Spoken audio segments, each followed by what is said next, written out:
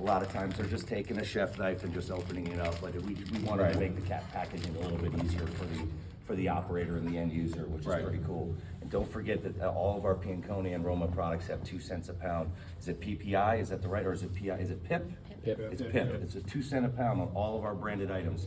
That's really important to you guys to know. Right. For sure. Thank you, Dane. And real quick, 80-20 blend, so that's the ratio, and it is USDA choice, domestic Colorado, so the flavors are gonna be a lot more mild than actually an imported ground. So that gives more flexibility for the chef to put his signature touches on it as he goes through without having that overpowering earthy taste to it. So I'm just gonna take one hand patted patty here, just as is, just so the lamb flavor. I do have some goat cheese that I will take and stuff right in the middle. That's what we're calling it drunken. And we call it drunken because normally, and I'll take my second patty that I did, it's usually about a 6-ounce piece, and drunken is because it goes great with a beer, usually an IPA or even a red wine because it is lamb. So, and we're gonna have a little fun.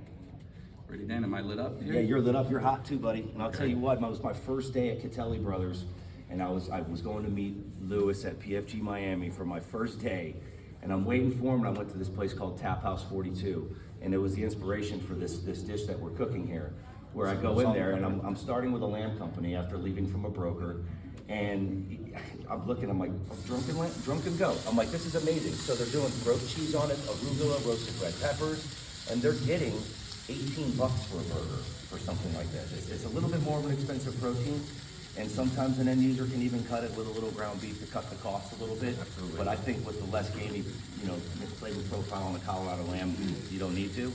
But sometimes cost comes into a factor with that. Right, and the reason why we chose burger too, something so simple, is because, right, what is Catelli about? Cooking up love. And it's something relatable to everybody. Everybody knows what a burger is. Everybody can relate to a burger, whether if it's a lunchtime dinner burger, breakfast burgers now, pork burgers, impossible burgers. Now we have lamb burgers that you can also go into and talk about and actually speak and feel safe about speaking it and feel educated and know that there is support from us, myself and our team from Catelli. And it's not limited to just Irish pubs and stuff like that. They have these burger concepts where you pick your protein, whether it's beef, chicken, pork, turkey, sometimes tuna and shrimp burgers and things like that. These lamb burgers go in there, and I like the high-end, more higher cost protein because then the end user can make some more, and same with the area manager. Right. Those guys, so it's pretty cool. Hey, Jose, what are some of the other things that you cultivated down? Jose's brought in a lot of a Latin flair with our company, and as an incredible chef, he's led us into a lot of different things as far as Mediterranean. Some of the other items that you would make out of the... So the recent one that we've been playing with too, and I think could actually benefit even some of your Contigo branding that's Hispanic, is the chorizo style. I know right now chorizo is a very trendy flavor. It's something, once again, everybody relates to, and it's become commercialized, even though we're seeing those same trends coming through chains and actually companies like a Chipotle using plant-based.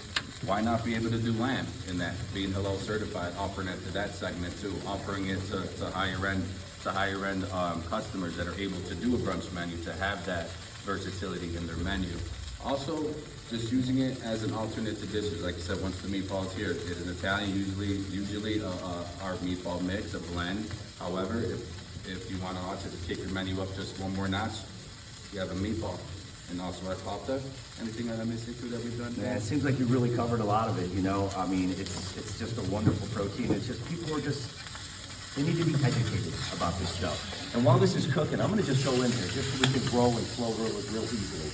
Lewis had mentioned and touched up on this a little bit, and I don't know if you guys have ever seen this before, but this is our veal butt tenderloin under Piancone Epicurio. And I'll tell you what, I put my cuttings on this from a veal standpoint, and it's a really nice product. Everybody is so top round, okay? This is filet mignon, but it's still formula-fed, choice-graded halal veal.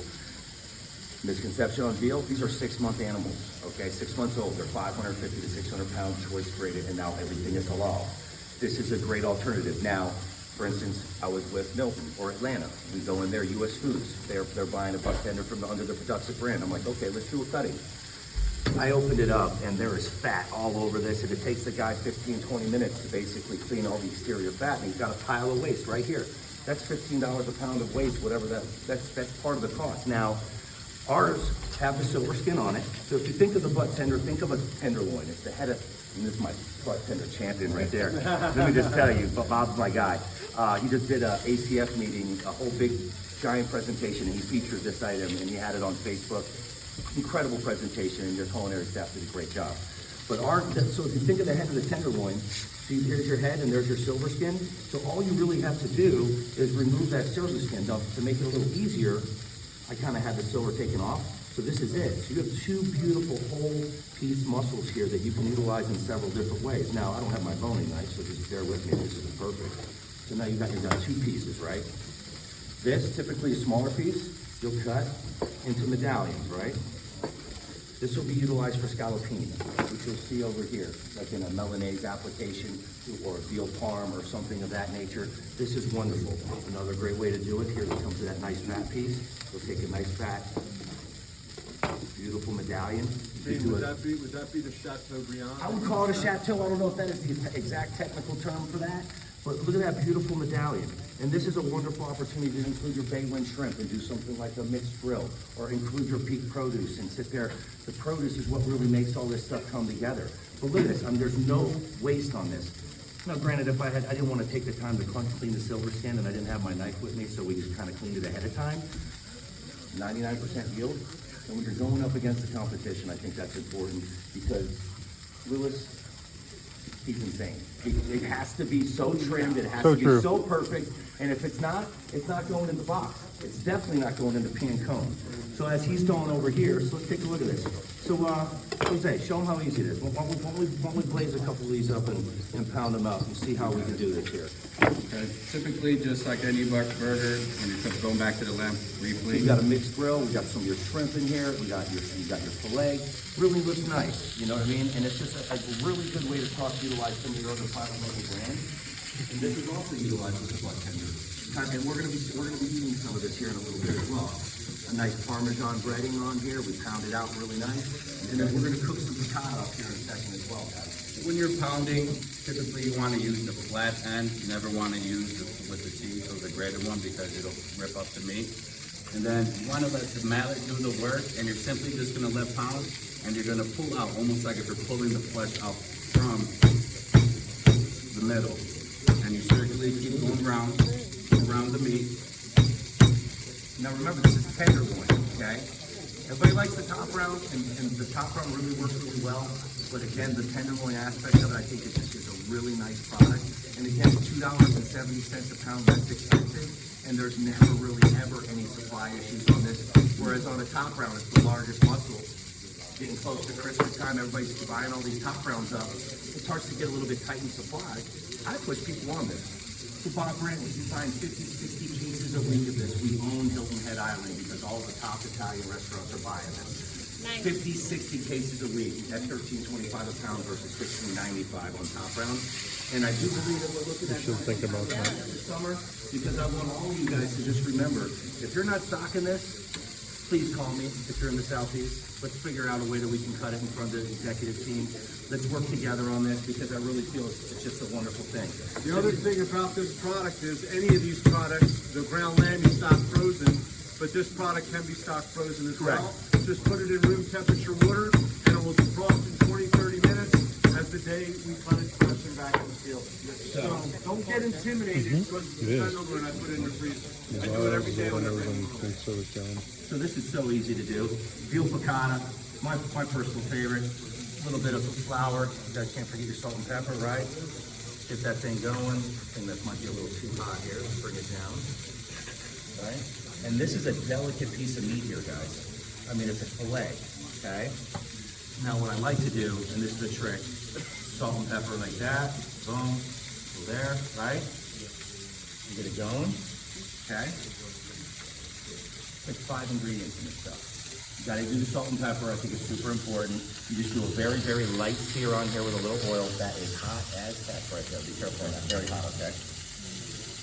Just get a nice little sear, and then typically I like to switch it up a little bit, and I like to make a creamy piccata. Saw it at this place called Malio's in Tampa.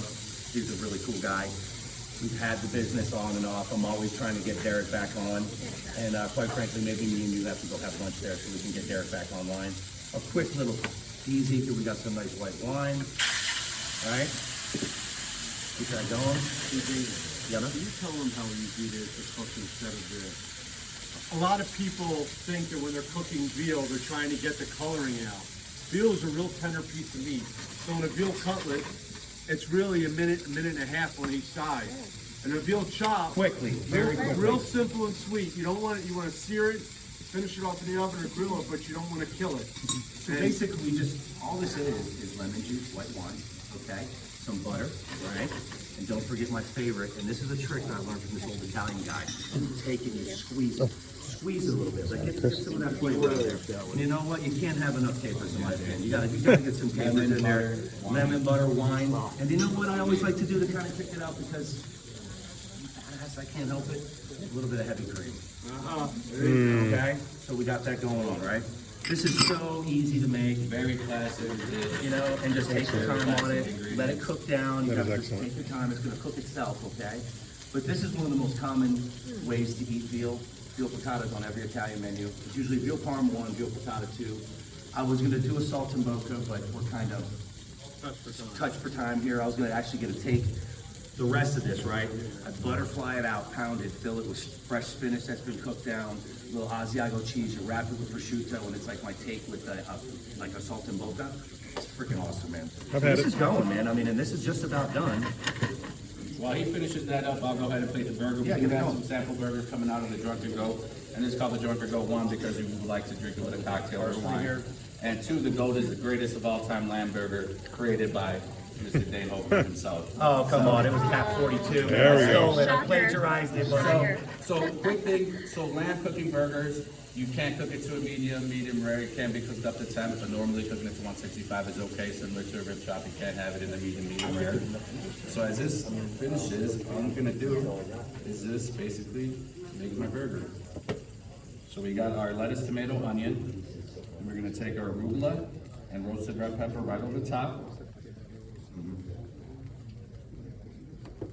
Balsamic glaze goes right over, drizzle. Top it. oh, that thing looks good, Jose. I'm getting hungry. That's ridiculous. See that? Oh my Yeah, God. baby. Yeah, open it up. That's what we're talking about. That is the Drunken greatest of all time lamb burger. It is so good. And I hate to do it because I like it's Italian. inserting it We do a open like meatball meatloaf mix, which is 1/3 each veal, pork, and beef. I do a caprese burger the same way with fresh mozzarella and tomato and basil on there, a little balsamic reduction. Fantastic. And then just like that, the hottest pan I've touched in a while. Yeah, all good. All good. Years. What are you doing next Saturday night? I'm having a few people there. He's at my house. Already booked him. Already booked him. Let's go over Lewis and Jordan. Don't forget he lives in Tampa. He's already booked. And so what we did too is like we made some of those some butt tender veal cutlets, and we did like a Milanese style with the arugula salad. It's really hard to execute when it's on the other side of the facility, so I'm never Big shout happy out with to the it. kitchen I'm not, staff yeah, here this for kitchen working staff, with us. chef man, they were great, man. But just like that, we got veal piccata ready to roll. As well. Can you hand me one of those napkins? So everybody, upside down. we just It's gonna wanted be to flipped show over. a simplicity That's item in safer. ground lamb that everybody should be stocking. And keep in mind, there's a lot of different people that are coming into this country now. All of this ground lamb is halal certified. It's Colorado USDA choice. And if anybody has tried any of the sliders, which I love the sliders and combinations of sliders, yes, well. I want you to taste the mild flavor of the lamb. Because a lot of people do not eat lamb because they can't stand that A little gamey bit of action, a little bit of fresh parsley, maybe around here, and then we're ready to rock and roll. Veal piccata, ready there. Got some, How long will that cut? 5 minutes to cook? I mean, Tops. anybody can do this. It's like, it's ridiculous. So everybody, I want to thank everybody here for your time, and we just want you to give us a call. Let's spend